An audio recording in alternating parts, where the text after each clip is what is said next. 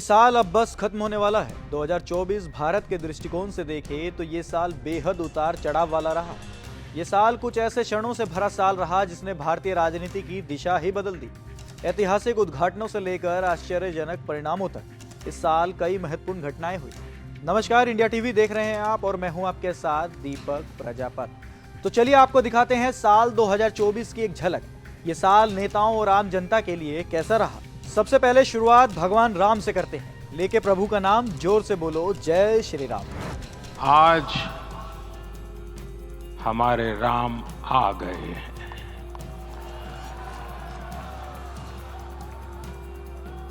सदियों की प्रतीक्षा के बाद हमारे राम आ गए हैं। जनवरी 2024 में सदियों से हो रही प्रतीक्षा का अंत हुआ।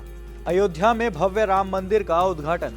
दशकों की कानूनी लड़ाई और राजनीतिक संघर्षों के बाद प्रधानमंत्री नरेंद्र मोदी ने राम मंदिर की आधारशिला रखी, जिससे यह धार्मिक महत्व और राजनीतिक विजय का प्रतीक बन गया। भाजपा के लिए यह एक निर्णायक क्षण था जिसने उनके धार्मिक और सांस्कृतिक एजेंडे को मजबूत किया।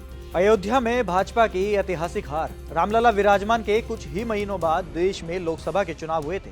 इस चुनाव ने तो सबको चौंकाया है, लेकिन सबसे बड़ी वैचारिक हार जो कही गई वो अयोध्या की थी। अयोध्या एक ऐसा शहर जिसे कभी भाजपा का गढ़ माना जाता था। वहां से बीजेपी का समाजवादी पार्टी से हार जाना ये बेहद चौंकाने वाला था। 2024 के लोकसभा चुनावों ने दुनिया को चौंकाया। देश ने घोषणा कर दी है, अब की बार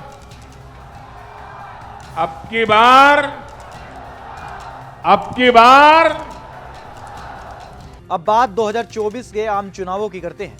19 अप्रैल से 1 जून के बीच 7 चरणों में आयोजित चुनाव आश्चर्य से भरे हुए थे। भारतीय जनता पार्टी के नेतृत्व वाले एनडीए ने अब की बार 400 पार का नारा दिया था। हालांकि बीजेपी ये लक्ष्य प्राप्त तो नहीं कर पाई और 10 सालों की पूर्ण बहुमत वाली सरकार को अपने साथी गठबंधन का सहारा लेना पड़ा। तो वहीं दूसरी तरफ कांग्रेस ने कुछ प्रगति की और अपनी सीटों की संख्या 52 से बढ़ाकर 99 कर ली। लेकिन कांग्रेस का जोश ऐसा रहा कि जैसे उन्होंने बीजेपी और पीएम मोदी को पछाड़ दिया। लोकसभा के बाद बीजेपी को मिला बूस्टर डोज। पानी उतरता देख मेरे किनारे पर घर मत बसा लेना। मेरा पानी उतरता देख मेरे किनारे पर घर मत बसा लेना। मैं समंदर हूँ, लौट कर वापिस आऊं। मेरे गोहाना की जलेबी पूरे देश में मशहूर है, वो आपको खिलाऊंगा, बिल्कुल खिलाऊंगा। लोकसभा में झटका लगने के बाद भारतीय जनता पार्टी के कार्यकर्ताओं में मायूसी छा गई थी। अब बारी थी विधानसभा चुनावों की।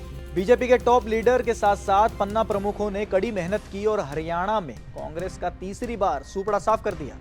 बीजेपी का विजय रथ हरियाणा के बाद महाराष्ट्र में भी चला। महाराष्ट्र में 132 सीटें जीती, जबकि शिंदे की शिवसेना ने और अजित पवार की एनसीपी ने 57 और 41 सीटें हासिल की। यहाँ एक बात गौर करने वाली थी, बीजेपी ने बटेंगे तो कटेंगे और एक है तो सेफ है जैसा नारा दिया, जो अब आने वाले कई चुनावों में देखने को मिलेगा। मणिपुर में जारी हिंसा।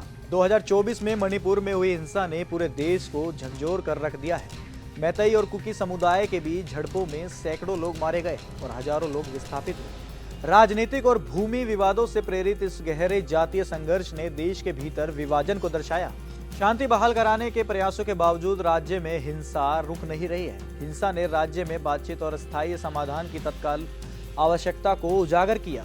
यह एक ऐसा क्षण है जो हमें उन चुनौतियों की याद दिलाता है जिनका सामना भारत अभी भी एकता और सामाजिक सद्भाव के मामले में कर रहा है। तो 2024 के समापन पर इन 5 पलों ने न केवल भारतीय राजनीति को आकार दिया, बल्कि उन्होंने भारत में सत्ता, एकता और प्रगति को देखने वाले हमारे नजरिए को भी बदल दिया। यह साल आश्चर्यों से भरा रहा और कयास लगाए जा रहे हैं कि 2025 भी उतना ही अप्रत्याशित होने वाला है।